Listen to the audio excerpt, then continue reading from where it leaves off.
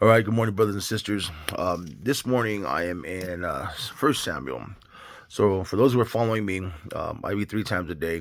I read once at night, in the morning, and at lunch at work, before work. So, yeah, I'm kind of all over the word, and it's good for me. So, right now I'm in 1 Samuel, and it's chapter 4. I'm going to give you a recap. What's happening here now is that Samuel has been a young man, child still. Eli's two sons, who are priests, they're not doing good. They're laying with women. They're abusing their priesthood authorities. I think that's the word. The priestly duties. uh, I'm not sure leaving it, man. I like the movie. And what's happening here in chapter 4 of First Samuel is that the Philistines began to go to war with Israel.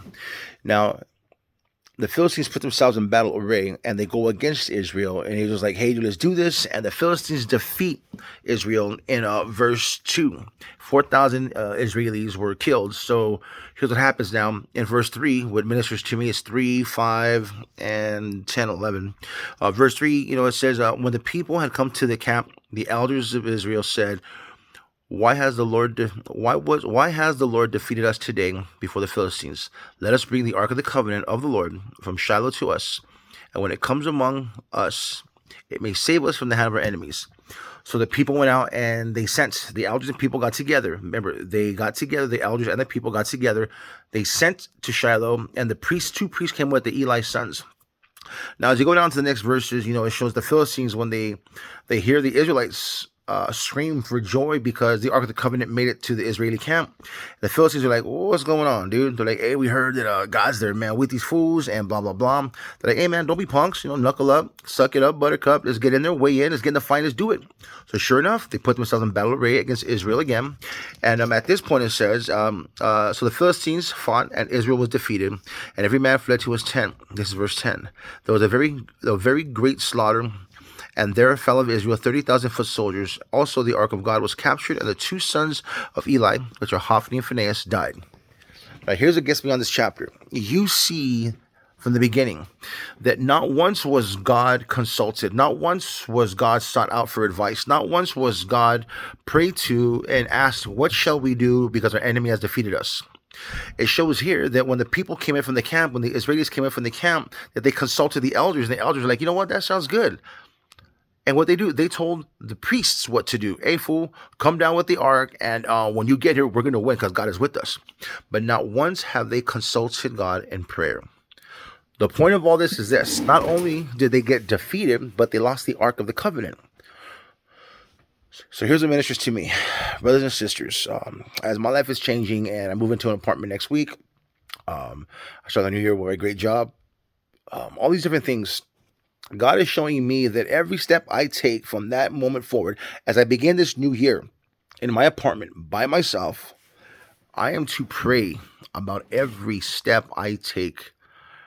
Pray to Him with every step I take and consult Him. I do not want to make any decisions out of emotions, out of feelings. Remember, emotions are indicators, not instigators. They tell you something is wrong, not what to do.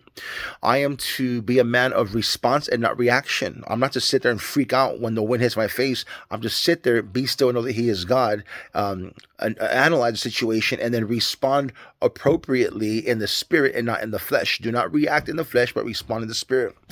God has really been hitting me hard and telling me that, hey, David, there are some things that you need to lay down and let go because they're no longer beneficial to you and your life from here on forward because you're getting older. You're a man, and He wants to use me mightily.